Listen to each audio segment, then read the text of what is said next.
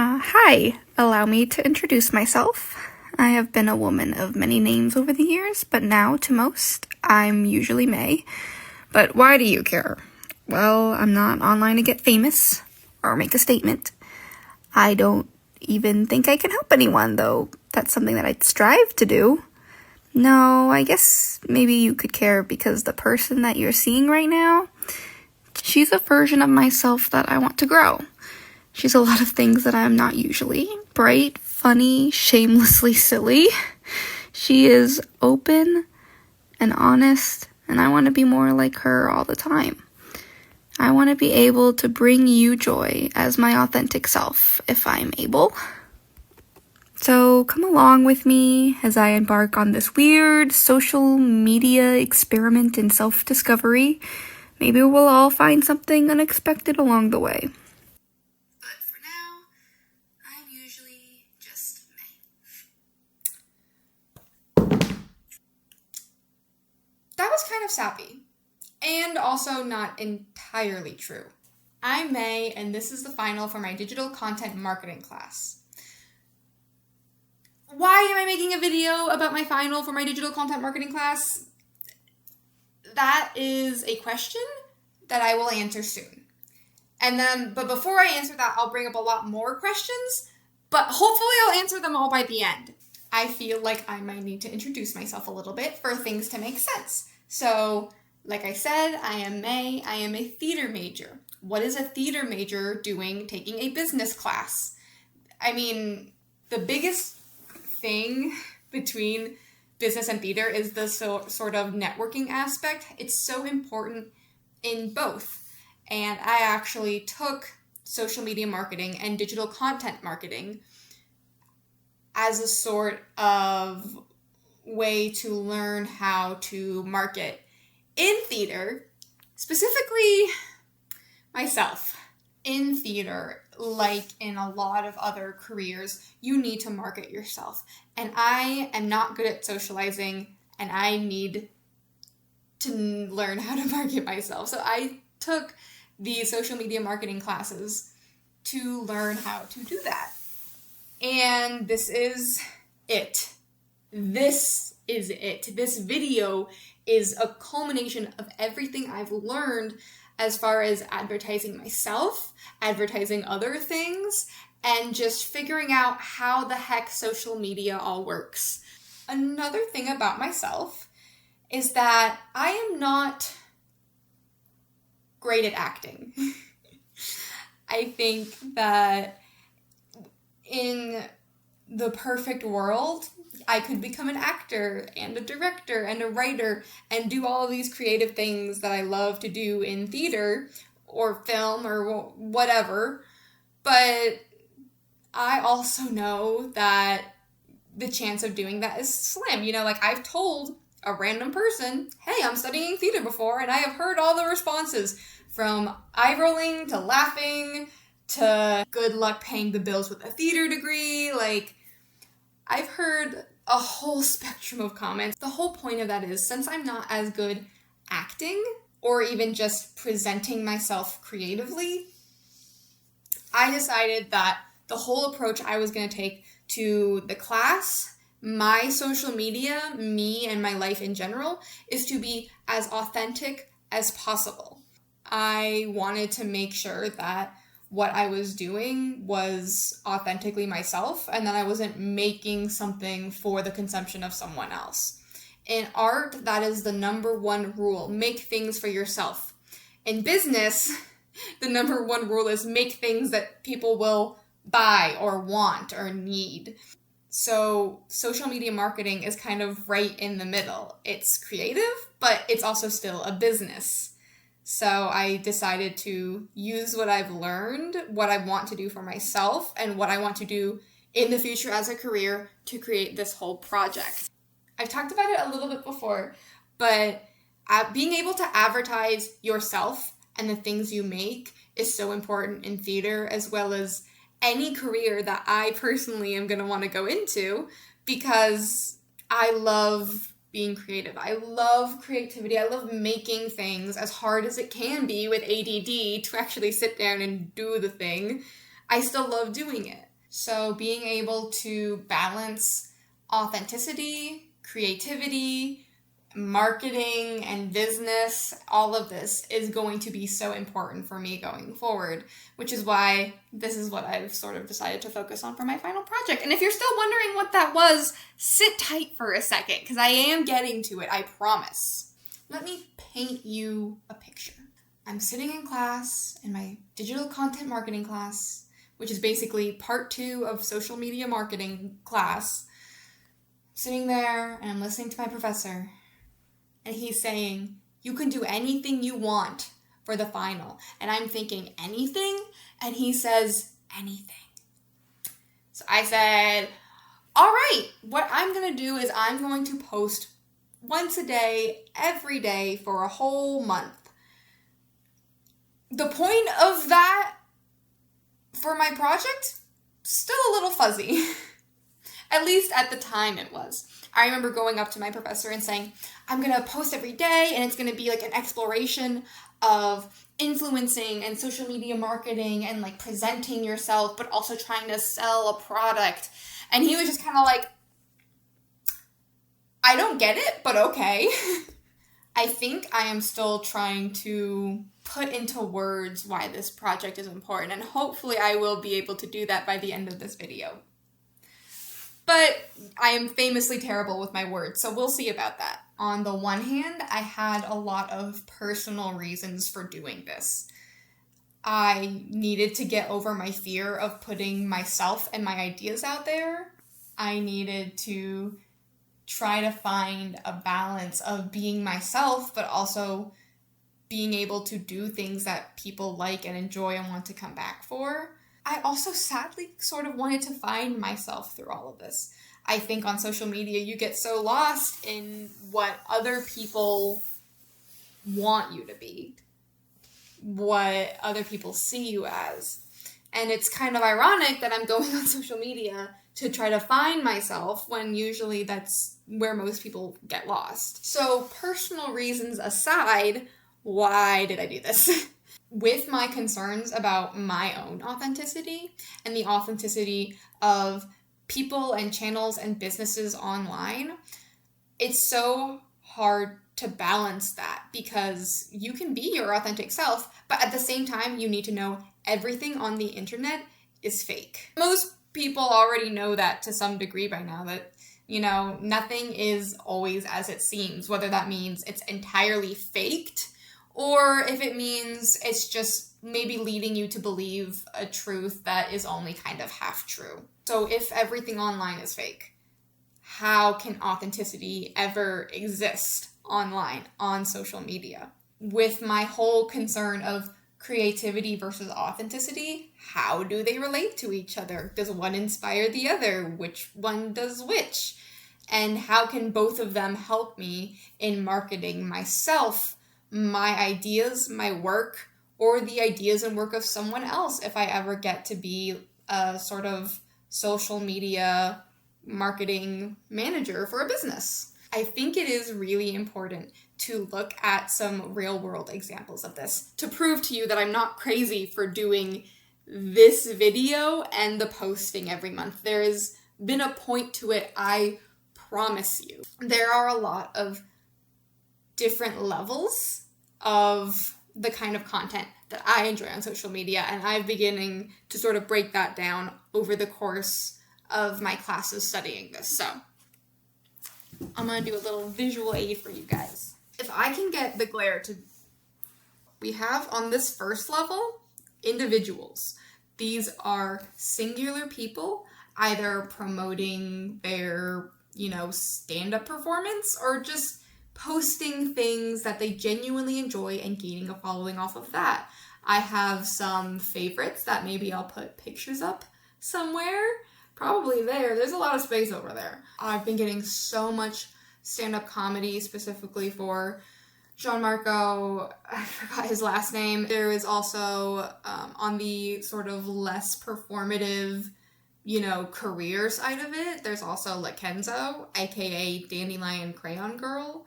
And I just love how she is just so authentically herself. And she makes really good crafting videos, so check her out.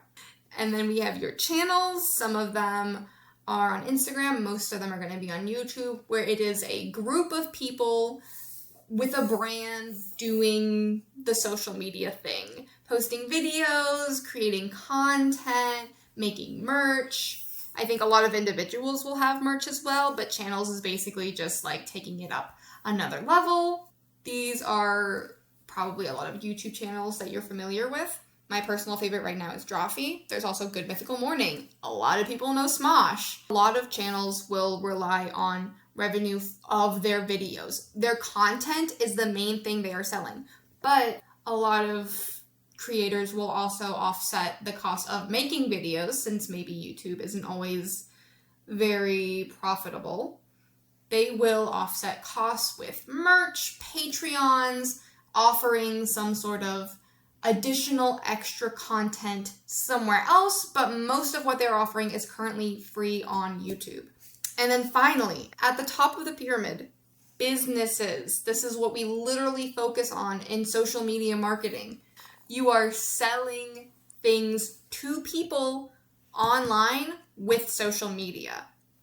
I think some huge examples of this are Lumi deodorant, because they had those viral musical funny ads on YouTube.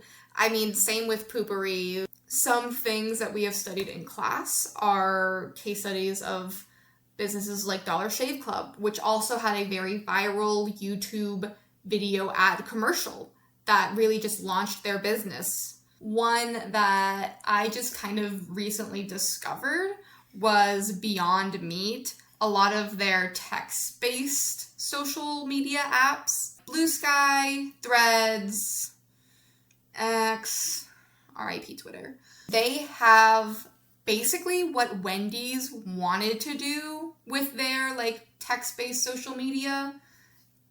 Beyond Meat is doing that. Like, I'll put up some examples. Like,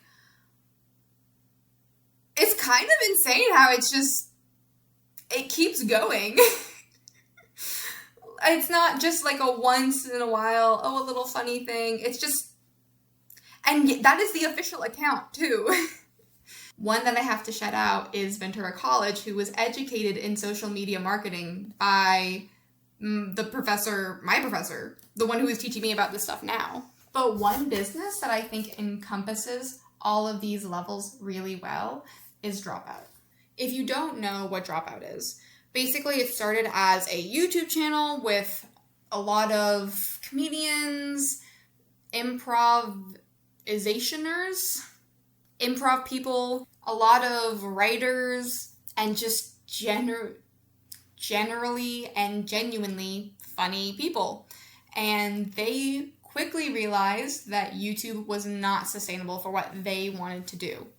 So they ended up transitioning into a streaming service. I think they have been the most successful channel to streaming service pipeline, maybe ever.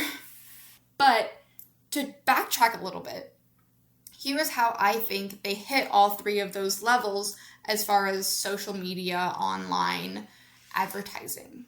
I mean, the first level, people, comedians, they have so many cast members who will keep the audience coming back because of who they are genuinely, who they are authentically, what they bring to the table. Maybe it's not always super authentic, but they play it up for laughs, and they're comedians, so they're good at it. They're good at what they do. They are good at entertaining people, and people love to be entertained by them. Of course, if you don't know Dropout or seen any of their shows or even heard about them, that's gonna mean nothing to you. The people will mean nothing to you.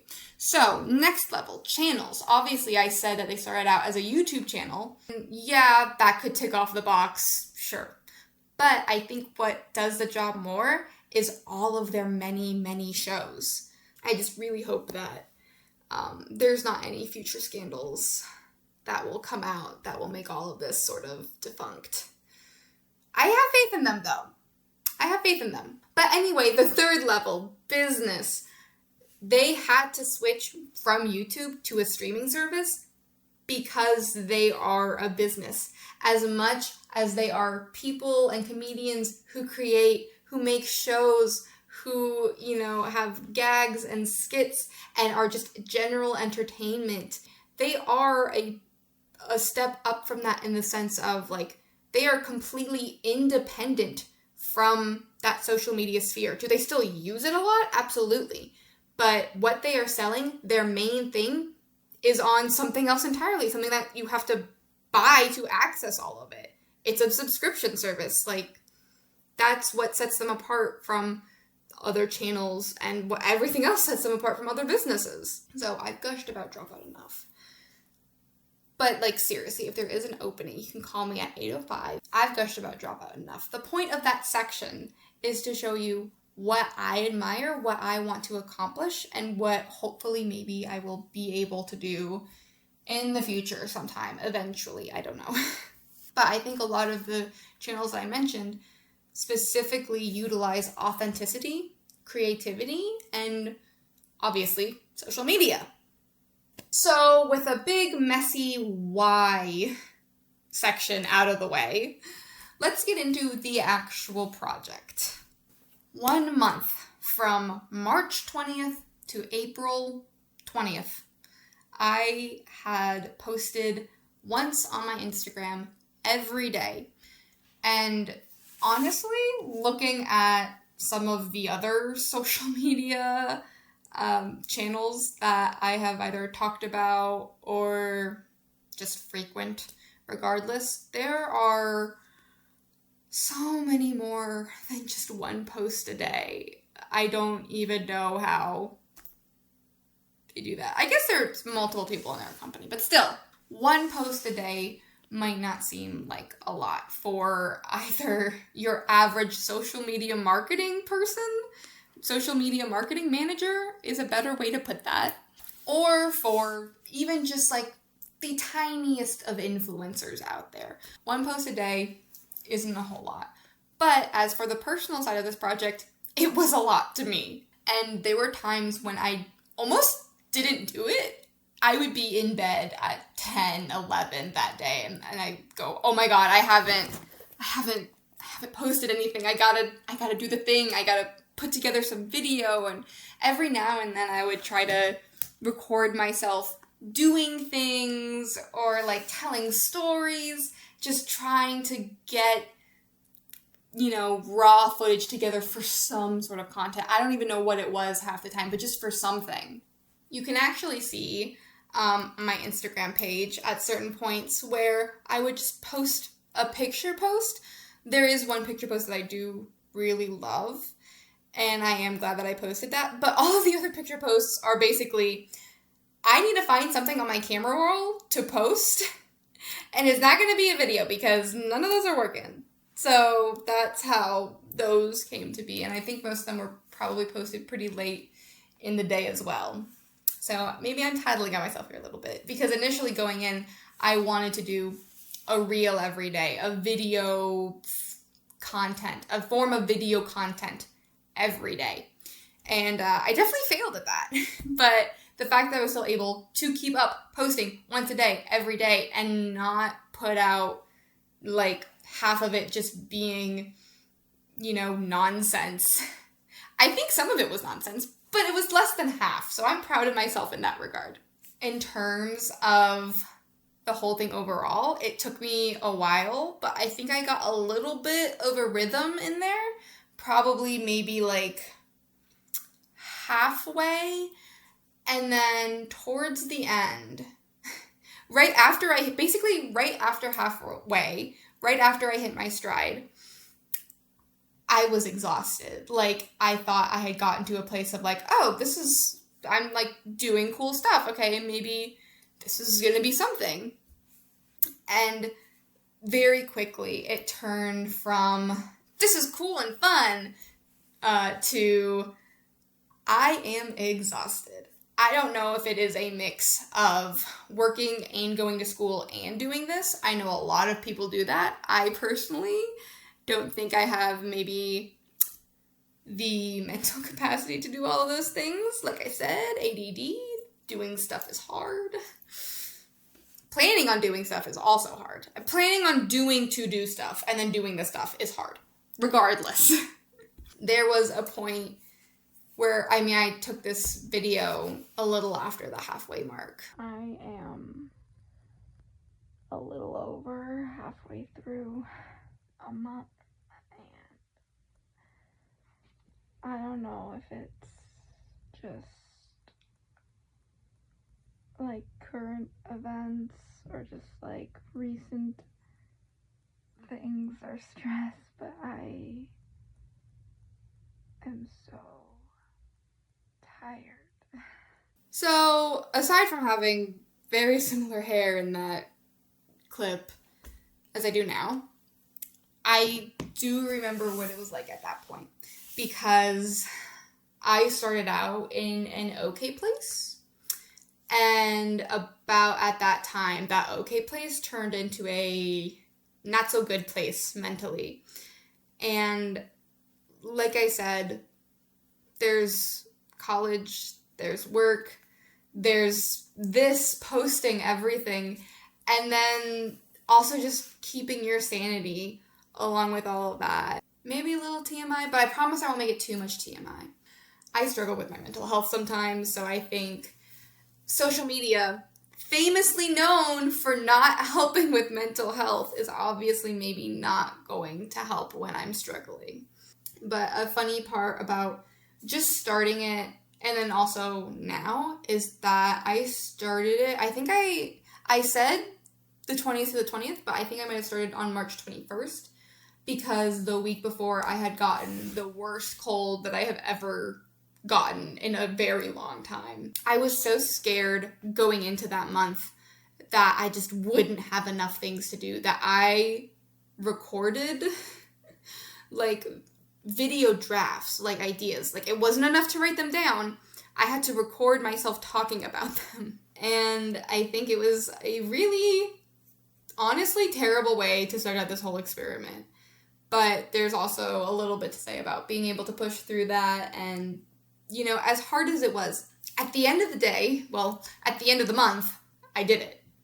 Every day. One post for every day. If I look back and I counted wrong and I missed a day, I'm going to be so devastated. But for now, as I'm recording this, to my knowledge, I posted once every day for a full month. So I talked about how this whole thing started, but I haven't talked about how it ended yet. And it actually ended with the beginning of this video. That, you know, vertical video that you saw at the beginning, that I saw at the beginning, that I reacted to. That is the last post of the month. And it got a pretty positive response from everyone that follows me on both accounts. In fact, I got some like crossover of people who were like, I didn't know you had a personal, or I didn't know you had a professional account. Now, when I say it got like a good or positive response, I kind of mean that I guess just a lot of people liked it. I don't have a huge fan base of people kind of going back and forth in the comments. Not a lot of people are interacting with what I make a whole lot. But I think a lot of people liked it. And that was kind of weird for me, because instead of like 2 likes, I had like 10. Mind-blowing, right? I mean, I say it jokingly, but it kind of was like, oh, this one does have a lot. That's interesting. I didn't mean for it to be so sappy. I swear, but it just kind of came out that way. But that is how I ended the whole experience, posting once a day, every day, for 30 days. Maybe 31 days. I'll have to recount and double check. And now, what I've been promising everyone watching this the entire time, the point of it all. I talked about why this is important for me personally and how it relates professionally. And I've talked about the thing itself. I've talked about myself. I talked about businesses and creators and people that I enjoy. But how can I relate it all back to social media marketing is what my professor is yelling at the screen right now. I am going to explain it right now. I promise. Right after I talk about the impact of it all. Some people were surprised to see me so much pop up on their feed, their home feed, I think is what it's called on Instagram. I saw someone who I met in an acting class, and we haven't, like, talked for a little while. I saw her in person, and she was like, oh, I've seen you've been posting on social media more. Good for you. And I'm like, okay, thank you. I have a hard time reading people, so I don't know if that good for you was more like a genuine, like, this is cool, or maybe a little bit more pity. But I think the fact that it made an impact enough to be referenced in person at all was kind of insane. And then I did the most me thing that I ever do. And I sent out a Google form to my followers. I just posted it on my story, and I said, hey, fill this out, because I've been posting a lot lately, and I kind of need to know what you guys think of it. And I didn't put this part on the story, but the subtext was, I am too awkward to reach out to each of you individually. Like, that's going to be a nightmare socially and then just logistically. So I did a Google form. And I'm going to tell you basically the results of that right now. I got 11 responses.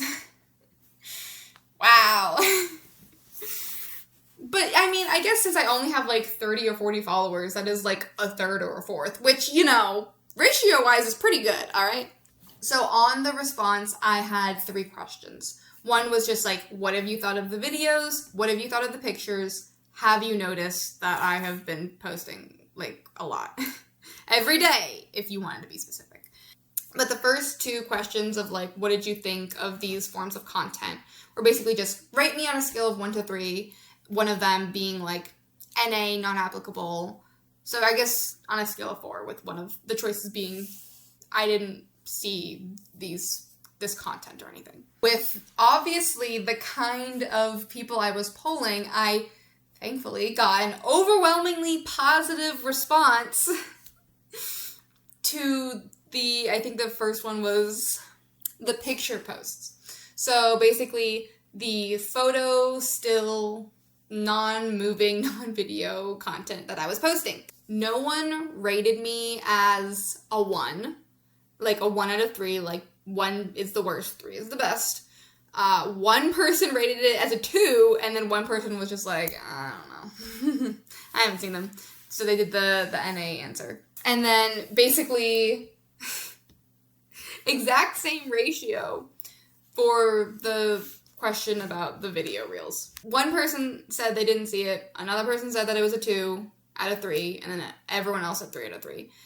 I thank you guys for being so kind to me, especially because the internet is not always a kind place. But the most insightful question, the most insightful responses was from the last question. It was like, type in your own response, whatever you want. There was no choices or anything. And it was, have you noticed that I've done this? And I will put up some responses up here, but I also got to read them from my computer, so. Let's see, I don't use Instagram every day, but when I use it, I always see a post of yours. I'm sorry. Yes, I look forward to your posts every day. That's very sweet. I feel like that gave me a lot of credit there. The next one is, I haven't noticed every day, but more often than before. That's kind of the responses I expected to get. Like, oh, I didn't, but that's cool. I have noticed that you've been posting especially consistently lately. I think consistency was such a huge thing that I was going for because it needed to be once every day. Not 30 posts in 30 days where maybe I do like 5 posts on one day because I forgot it for 5 days in a row. It's nice to see that someone saw the consistency. That's cool. Yes, and I find it so silly and fun to see your adventures and stories. Love seeing you in any way, shape, or form. And a little heart. I genuinely wish I knew who these were from because I self-sabotage in a lot of social situations. And I'm like, are my friends actually this nice to me? Like, that's crazy. I need to start seeing that more. I have noticed, but I don't watch them since I don't like vlog/filmed in car content. Oh, I haven't read this one. It has nothing to do with you or your video specifically, since you could change it to anyone. Since you could change it to anyone, I still wouldn't care. It was hard to film anywhere but my car. Just because of my own personal fears and just the logistics of it. that's how it ended up being. I did want a lot more like scripted content of like, oh, I wrote a funny little skit and I'll act it out and I'll be this part and then I'll do this part. I didn't do that a lot, again, mostly because didn't make sense to do every skit in the car. But also, it was in part that I was still too afraid to like write something and then give it to people, being like, here you go. I guess I wasn't entirely successful as far as everything went for this thing, but I have, TBH, I assumed it was something to do with your class, haha. Yeah, that person, don't know who it was, but they are absolutely correct. It was all for a class. So, here we are now. That was how other people reacted to this experiment of mine. And I talked about it a little bit, but how I reacted, I think I was a little bit too comfortable doing whatever I wanted for this project.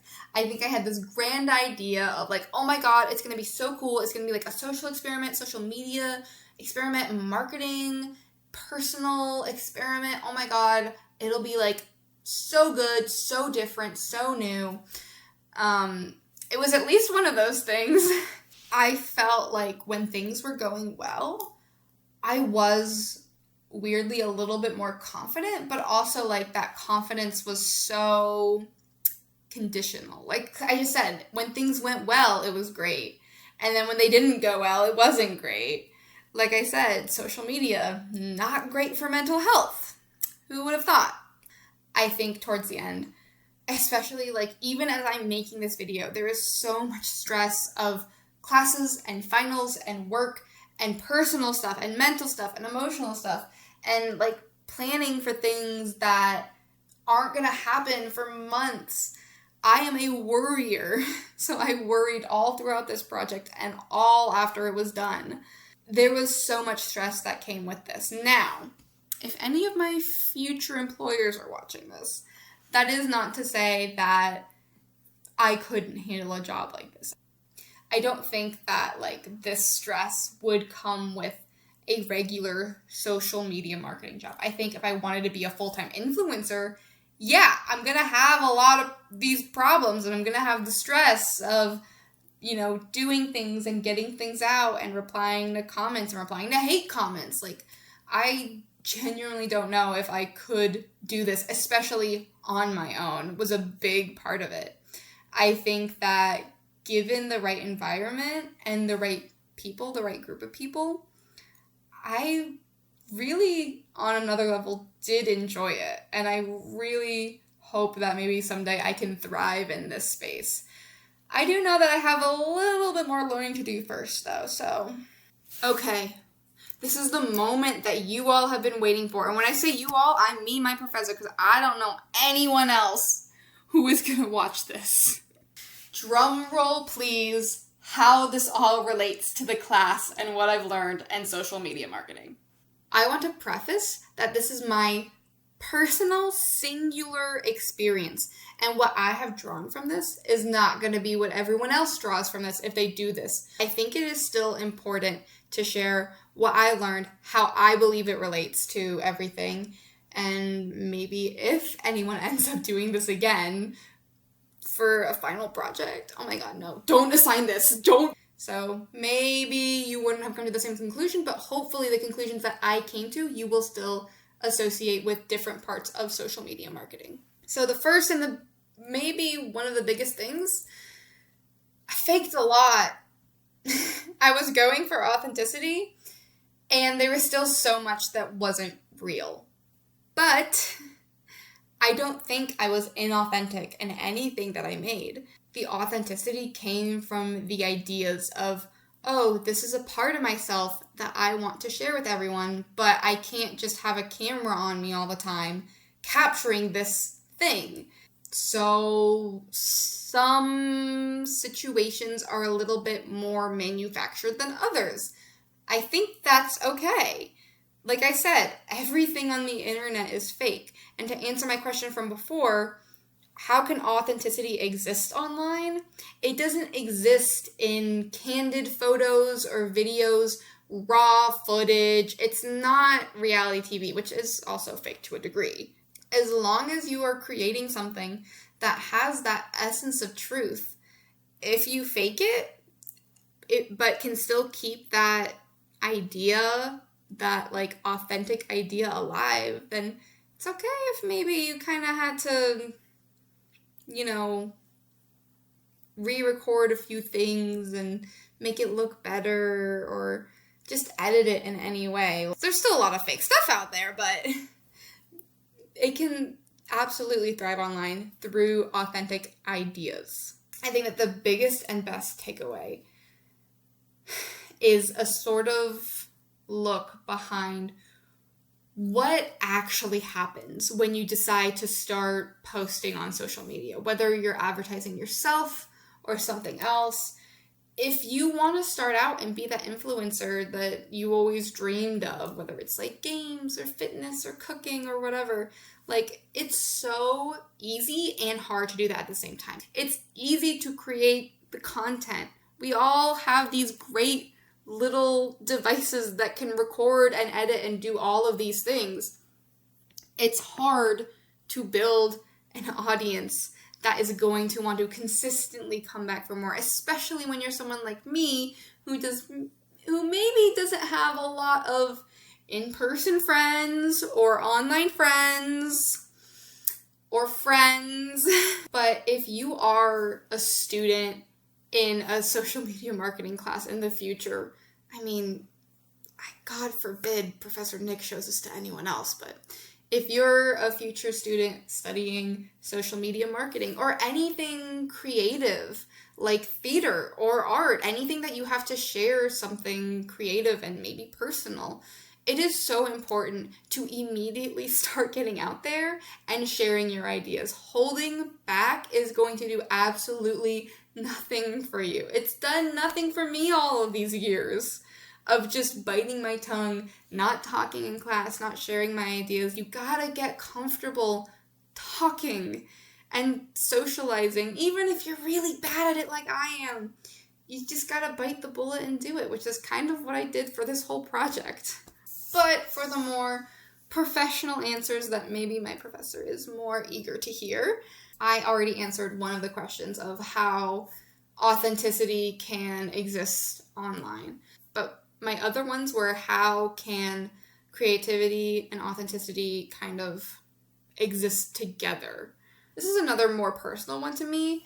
Who I am inspires what I create. On top of that, my creativity drives my social media presence. If I wasn't looking forward to making something and sharing that thing, then why would I ever post it online? For me, my authenticity cannot exist without my creativity, because I believe that who I am as a person is making things.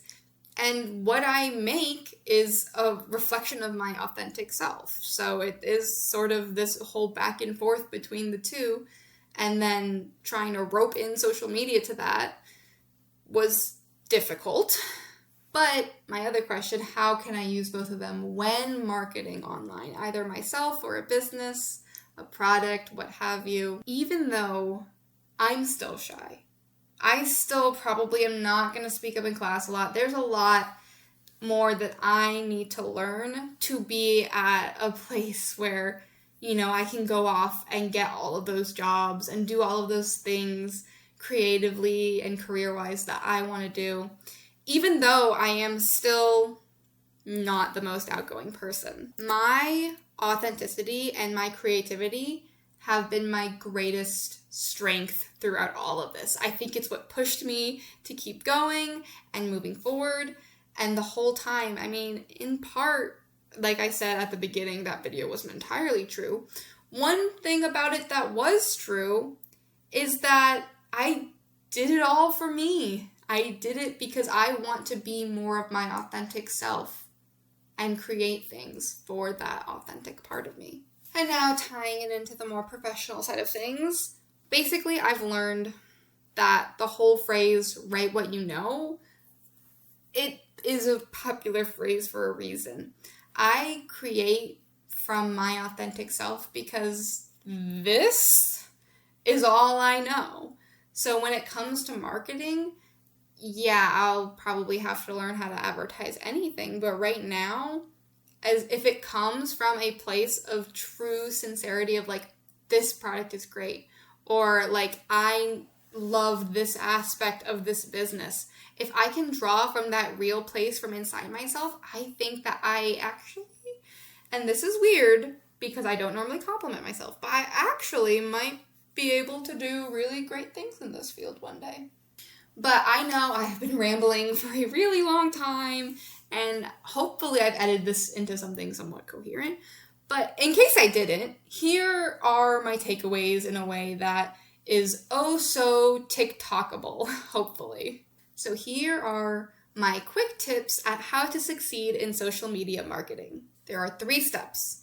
You have to know the game, you have to play the game, and you have to recover from the game. So the first one, knowing the game. That is knowing the analytics, logistics, everything you need to know about probably just marketing in general, but specifically social media marketing.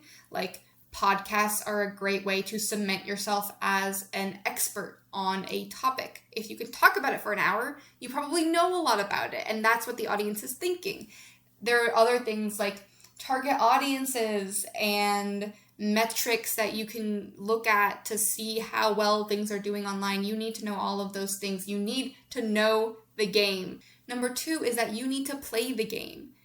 You can know so much about marketing and people and products, but if you cannot reach people in a captivating and engaging way, all of that knowledge isn't really going to do much for you. So you need to play the game. You need to practice making content, making unique, memorable things that will catch the eye of people on social media. That's what this is all about. And number 3, you have to recover from the game. Now, social media is rough. You know, like I have said at this point many times, famously not good for mental health. So whether you are doing this on your own as an influencer or whether you're a social media marketing manager at some big company, I genuinely, truly believe that you need to step away every now and then. You need to maybe go back to the first rule and know the game and study up a bit more. Or maybe go back and flex some more creative muscles and think of new, different ways to advertise whatever it is you're selling. You also need to have a lot of confidence in yourself and your ideas. But you can also just do what I do and go to therapy, which also helps.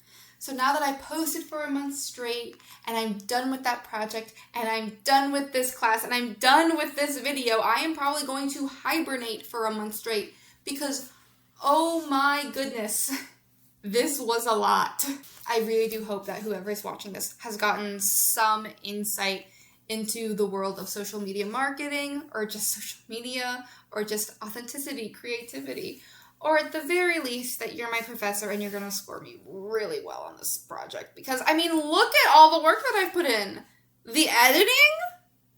Anyway, since this is technically a YouTube video, I feel like I do need to have a YouTube sign-off. And now, time for my classic YouTube sign-off.